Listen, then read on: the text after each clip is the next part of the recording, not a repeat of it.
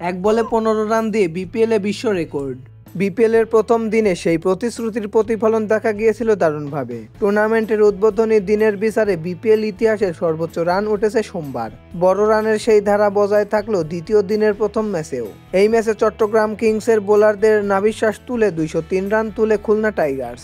204 রানের লক্ষ্যে খেলতে নামা চট্টগ্রামের প্রয়োজন ছিল দুর্দান্ত এক শুরুর, আর সেটাই চট্টগ্রামকে উপহার দিলেন খুলনার বোলার ওশান থমাস।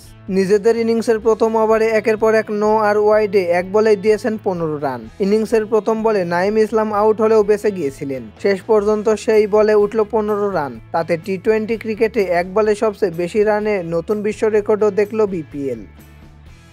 এর আগে এক বলে 13 রান নিয়ে বিশ্ব রেকর্ড গড়েছিলেন ভারতের ওপেনার যশস্বী জয়সওয়াল। চলতি বছর জিম্বাবুয়ের বিপক্ষে এমন কীর্তি করেছিলেন ভারতের এই ওপেনার।